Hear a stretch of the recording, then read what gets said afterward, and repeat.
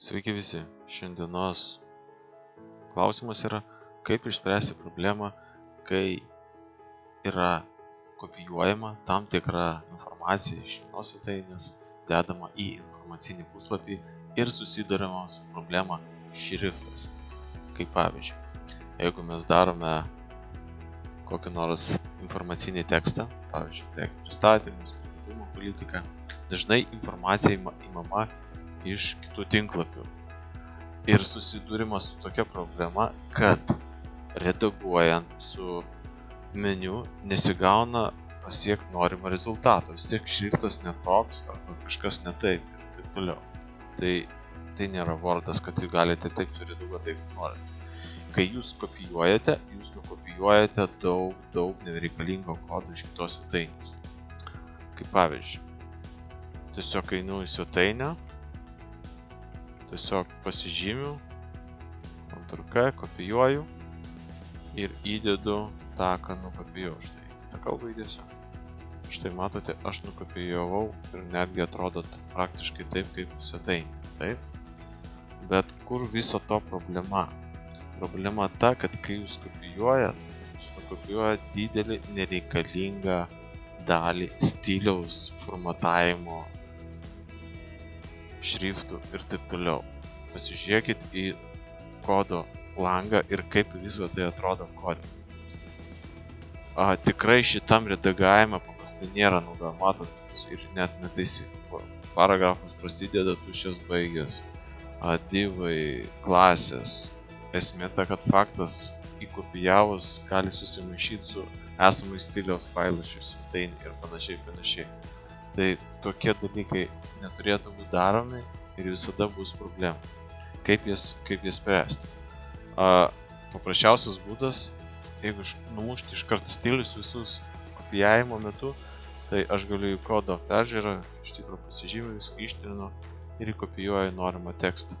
Taip, tada mes jokių stiliaus neprisideda. Tada matote, pasižiūriu į kaip tai atrodys ir tuomet sukonfigūruoju taip, kaip man reikia, ar paryškinu, ar uždedu kažkokį formatavimą, ar čia paryškinu ir taip toliau. Ja, matoma, tikrai tvarkingesnis, aišku, čia dar turėtų paragrafai būti, bet tikrai tvarkingesnis ir nereikia jokio stiliaus ir paragrafų pertekliaus. Kitas būdas tai tiesiog atsidaryti bet kokį redaktorių ir įkopijuoti tą tekstą.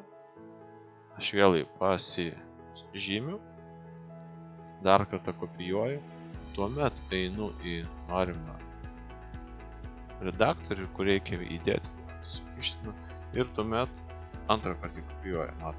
Tai yra svetainė, kopijuoju, įdedu į šių metų Notepad ar Notepad++, čia įkeliu, tuomet viską vėl pasižymiu, einu į savo informacinį puslapį, čia jeigu buvo tuščia, tai tiesiog įkopijuoju. Tai tas nuima visą nereikalingą stilių. Sužiūriu. Kaip matot, švarus, teisingai. Aišku, čia tabreikia prisideda, bet tikrai ne tas, kas buvo prieš tai. Tai visai kitas dalykas. Todėl iškopijuodami įsitikinti. Tai pirmas būdas paprasčiausias. Tai į kodą kopijuojam ir tuomet redaguojam. Kitas būdas į Notepadą ar kažkur tai kopijuojam, vėl iš jo kopijuojam ir įdedam informacinį puslapį. Tuomet įsaugom, tada nebeliks kodo. Reikia dažnai įsitikinti, irgi patys įkopijavus, pasižiūrim, kokių čia dalykų gali būti nereikalingų. Va matot, kaip pavyzdys jau vienas. Netgi aukščiai, procentais, fontas, font family matot. Netgi kalbasi, kokiam tikrai nereikia. Vėl kalibrių, tai yra begalė, vėl kalba. Tai yra begalė stiliaus nereikalingų, kur tikrai jum po to problemus. Tai jeigu jau turite kopijuoja, tai galima irgi viską pasižymiu, kopijuoju, spaudžiu kodą, nieko nežiūriu, vėl įkeliu. Bet tuomet matot viskas į vieną eilutę. Tai gal paprašiau į Notepadą įkopijuot, vėl pasižymiu, vėl kopijuoju, tada tiesiog ne kodą, tiesiog čia įkeliu, jau visai kitas bus vaizdas, jau nebus reikalingo to paragrafo, viskas jokio stiliaus, jokio kalbų ten ir taip toliau, procentų, eilučių, aukščiai ir panašiai. Tai mes pasieksime, kad turėsime švarų tekstą ir jau išsaugoję bus visai kitas vaizdas ir jau bent jau galėsim kažką pareaguoti su šitais stiliaus ar panašiai. Tai tiek šiandienos temai. Ačiū už dėmesį. Turit geresnių pasiūlymų? Komentuokit, parašykit, kaip jūs tai darot arba kitų paprastesnių būdų. Ačiū už dėmesį. Viso.